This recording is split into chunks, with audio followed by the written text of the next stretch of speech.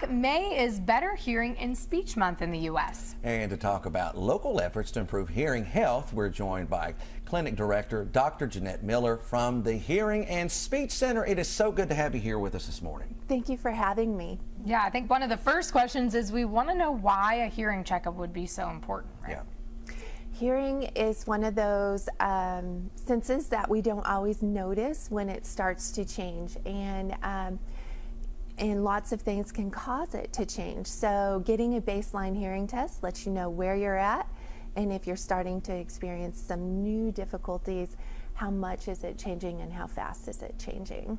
You know, you say there are certain signs and certain triggers that can cause it. I wear an earpiece, and I've worn an earpiece for 20 plus years with sound, you know, that varies, you know, from time to time. How important do I need to have mine checked just because I'm constantly exposed to this? That really has to do with how loud someone's talking in your ear and things like that. So if it's all under 85 decibels, which I'm sure you're not measuring, but it shouldn't be bothersome for you just by wearing that. But people who work in noisy environments or mow their lawn on the weekend and things like that, you're exposing yourselves to more and more noise-induced causes of hearing loss. Same with listening to your music really loud. That can also make a difference. So, so knowing what your lifestyle is, shooting guns and things like that, it's well worth having a hearing evaluation because of that.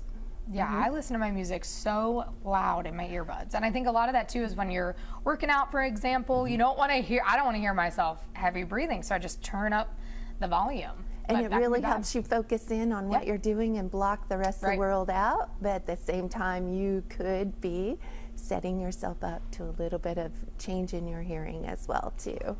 So what kind of services do you all provide? At the Hearing and Speech Center, we actually have 3 different areas that we provide services. We have hearing, which is the Family Hearing Center. We provide diagnostic and treatment services for infants through adults. So twinkle to wrinkle, never hesitate to come over and get your hearing checked and treated. We also have speech and language services. Our speech pathologists provide services to pediatrics, outpatient, and then support our early learning center. And our early learning center specializes in speech and language. We have language which in classrooms, which are for babies through kindergarten. Yeah, and I know you just mentioned those young age, those little babies getting their hearing checked, but what age should people start getting their hearing checked? Definitely somewhere around that 40 to 50. It never hurts to get that baseline hearing evaluation, because that's when you start noticing more and more health issues. And you know, communication is significantly important to our health and well-being. When we miscommunicate or don't feel like we're communicating as well, we tend to withdraw, and you see depression and anxiety rising along with other health issues as well. Now, if someone's interested in receiving services, how can they find you? How can they learn more and all that good stuff? Well, we're on the internet, so